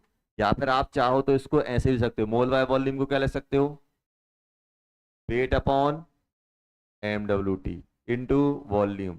और ये weight by volume into MWT कर सकता हूं कि नहीं कर सकता हूं? तो ये क्या बन गया अपना? डेंसिटी अपॉन MWT बन गया कि नहीं बन गया? ये क्या बन गया बेटा? कंसंट्रेशन। अब मुझे बताओ, क्या सॉलिड में ये डेंसिटी चेंज होने वाली है? नहीं होने वाली। क्यों नहीं होने वाली? क्योंकि ब्लॉक अगर आधा कंज्यूम होगा, ब्लॉक अगर आधा कंज्यूम होगा तो उसका मास भी आधा हो जाएगा, तो डेंसिटी में कोई चेंज आएगा? डेंसिटी में कोई चेंज नहीं है, मोलर मास तो वही है, तो कोई चेंज आएगा नहीं आने वाला। तो ऐसी एक्टिव मास उनका कंसीडर किया जाता है, उनका चेंज बोला जाता है जिनकी डेंसिटी चेंज हो रही है, कंसंट्रेशन चेंज हो रही है, तो वो हम फील कर सकते हैं। जैसे ये मार्कर है, मार्कर को मैं आधा ब्रेक कर दूं तो क्या होगा? मैं इस मार्कर को आधा ब्रेक कर दूं तो क्या होगा? क्या कंसंट्रेशन में चेंज आएगा? नहीं आएगा। क्यों? क्योंकि सर पहले जो मोल पहले थे, आधा ब्रेक करोगे तो मोल भी आधे हो जाएंगे, तो साथ में वॉल्यूम भी आधा हो जाएगा। लेकिन गैस में ऐसा नहीं हो रहा था। जैसे इस रूम में गैस फिल है, इसमें से अगर कुछ मॉलिक्यूल रिएक्ट कर जाएं, क्या गैस के कंसंट्रेशन में चेंज आएगा? आएगा। क्यों? क्योंकि कुछ मोल रिएक्ट कर गए तो मोल तो कम हो गए, लेकिन वॉल्यूम तो रूम का उतना ही है। चेंज हुआ कि नहीं हुआ? मतलब वो एक्टिव मास में कंसीडर किया जाएगा। चेंज हो रहा है उसका एक्टिव मास। तो इनका एक्टिव मास चेंज होता है, इसका भी चेंज होता है। इनका क्या रहता है? एक्टिव मास फिक्स रहता है। सर सॉलिड का तो समझ में आ गया, प्योर लिक्विड का और समझा दो। प्योर लिक्विड का और समझा दो। जैसे पानी है, पानी को आधा पी जाओ, बॉटल पूरी भरी हुई है, क्या आधा पीने पे क्या कंसंट्रेशन चेंज हो जाएगी? नहीं होगी। क्यों? क्योंकि सर पहले पूरे में मोल n थे, आधा पी गए तो मोल n/2 बचे, तो वॉल्यूम भी तो n/2 बचा। पानी अपन आधा पी गए तो क्या उसके कंसंट्रेशन में चेंज आएगा? नहीं आएगा, फिक्स है। तो सॉल्वेंट में क्या राज है? सॉल्वेंट का समझ में नहीं आ रहा, ये तो समझ में आ गया। इसमें जिस रेशो से मास चेंज होता है या मोल चेंज होते हैं, उसी रेशो से वॉल्यूम चेंज हो जाता है, इसलिए कोई चेंज देखने को नहीं मिलता है। मारकर आधा रिएक्ट कर गया तो मोल भी आधे गए होंगे, तो वॉल्यूम भी आधा चला गया। जितना ये रिएक्ट किया, जितना मोल रिएक्ट किया, उतना ही वॉल्यूम उसी रेशो से कम हो गया। लेकिन गैस और सॉल्यूट में क्या होता था? वॉल्यूम फिक्स रहता है, मोल्स चेंज होते रहते हैं, तो ये क्या होता है? कंसंट्रेशन इंक्रीज डिक्रीज होती रहती है। सर प्योर सॉल्वेंट में क्या होता है? सॉरी, सॉल्वेंट में देखो, सॉल्वेंट में हम ये मान के चलते हैं कि जब भी हम सॉल्वेंट की बात करते हैं, सॉल्वेंट कौन सा होता है, किसको सॉल्वेंट बोलते हैं? दो लिक्विड मिक्स किए, सॉल्वेंट का कौन होगा? जो लार्ज क्वांटिटी में होगा। आपने मान लो 1 लीटर पानी लिया, 1 लीटर पानी में कुछ एसिड बेस आपने मिक्स कर दिया, एसिड मिक्स किया, फिर उसमें बेस डाला, एसिड बेस रिएक्शन होगी, पानी बनेगा। पानी जो पहले से जो पानी था, बाद में जो पानी फॉर्म हो रहा है, या जैसे मान लो अपन ने एक बकेट ली, बकेट में आपने पानी फिल कर दिया, पानी डाल दिया, ऐसे डाल दिया पूरा का पूरा। अब मान लो इसके अंदर कुछ रिएक्शन चल रही है। अब रिएक्शन में मान लो अगर पानी बन भी जाए या पानी कंज्यूम भी हो जाए, पता चला 10 लीटर या 1 लीटर पानी था, 1-2 ml पानी बन गया, तो क्या इसके वॉल्यूम पे कोई इफेक्ट पड़ेगा? नहीं पड़ने वाला, वो नेग्लेक्ट हो जाएगा उसके रिस्पेक्ट में। तो पहले जो कंसंट्रेशन थी, बाद में भी लगभग वही रहेगी। तो सॉल्वेंट क्या होता है? लार्ज क्वांटिटी में होता है, और लार्ज क्वांटिटी में से अगर एक आध दो अंदर बाहर भी हो जाएं तो उनमें कोई चेंज नहीं आता। तो किस किस का एक्टिव मास फिक्स होता है? जल्दी बोलो। सॉलिड, प्योर लिक्विड और किसका? सॉलिड, प्योर लिक्विड और सॉल्वेंट, इनका क्या होता है? फिक्स होता है। फिक्स क्यों होता है? क्योंकि इनकी कंसंट्रेशन रिएक्शन, जैसे जैसे रिएक्शन आगे बढ़ती है इनमें कोई चेंज नहीं आता, और इनका फिक्स होता है। और जब भी हम इनकी न्यूमेरिकल वैल्यू की बात की जाए, किसकी? न्यूमेरिकल, इनकी हम न्यूमेरिकल वैल्यू क्या ले लेते हैं? यूनिटी, मतलब 1 लेके चलते हैं। जब भी हमें यूज करना होगा तो क्या यूज करेंगे? 1 यूज करेंगे, यूनिटी। न्यूमेरिकल वैल्यू क्या लेके चलते हैं? यूनिटी।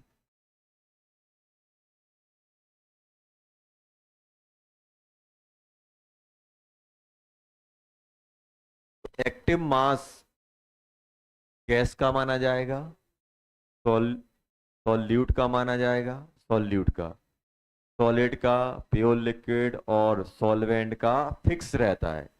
फिक्स बार बार मैं बोल रहा हूं, ऐसा नहीं है कि रिएक्शन में ये रिएक्ट नहीं कर रहे हैं, रिएक्शन में रिएक्ट कर रहे होंगे, लेकिन इनकी कंसंट्रेशन और डेंसिटी में कोई चेंज नहीं आ रहा होगा। जिस रेशो से इनके मोल कंज्यूम होंगे उसी रेशो से इनका वॉल्यूम कंज्यूम होता है। चलो नेक्स्ट क्लास में पढ़ेंगे अपन। होमवर्क मिल गया था तो एक्टिव, हाँ क्या हो गया? कोई डाउट? क्या बेटा? एनसीईआरटी मंगाई थी? अब एनसीईआरटी मंगाई थी तो थोड़ा एनसीईआरटी से होमवर्क दे देता हूँ।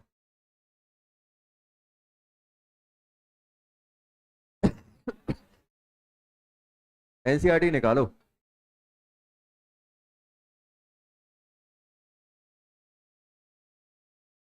देखो पेज नंबर 326 निकालो।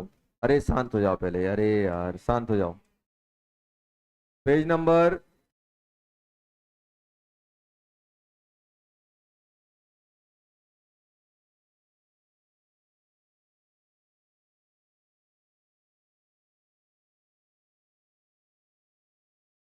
सुनो, पेज नंबर 326 निकाल लिया? दिख रहा है? क्या दिख रहा है?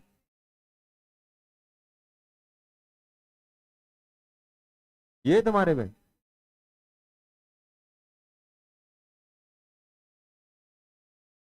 नई वाली है कि पुरानी है?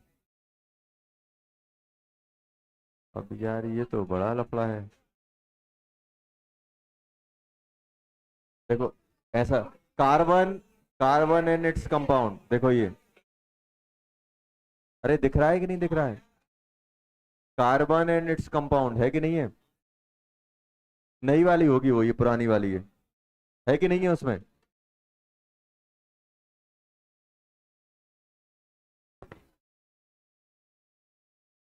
नहीं है, इसमें है। पता नहीं वो कौन सी लाए हो, आईसीएससी वाली तो नहीं है? उसमें है ही नहीं है वो चैप्टर, क्यों?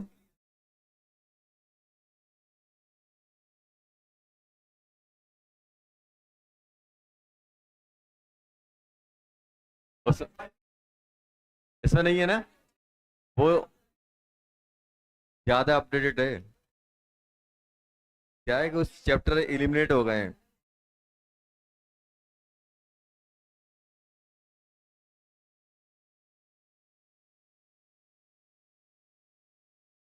ये कब की है लिखा? चलो, पर एक, कोई बात नहीं, उससे अपन को कोई लेना देना नहीं है, छोड़ो। जिसके पास है वो देख लेना, देखो यहाँ डायमंड ग्रेफाइट बना हुआ है। चलो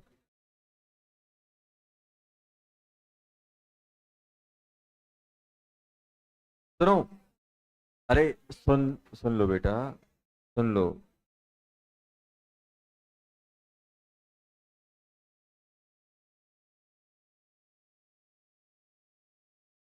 रेडॉक्स रिएक्शन में अपन को कितने पेज पढ़ने हैं, पढ़ने की बात कर रहा हूँ। एक, ये इसको एक पेज बोलूंगा मैं, 1, 2, 3, 4, 5, बस यहाँ तक पढ़ लेना, यहाँ तक। ये दिख रहा है ना कलर पेज? यहाँ तक पढ़ना, बाकी नेक्स्ट क्लास में पढ़ेंगे। ये दिख रहा है ना ये 5, यहाँ तक पढ़ लेना।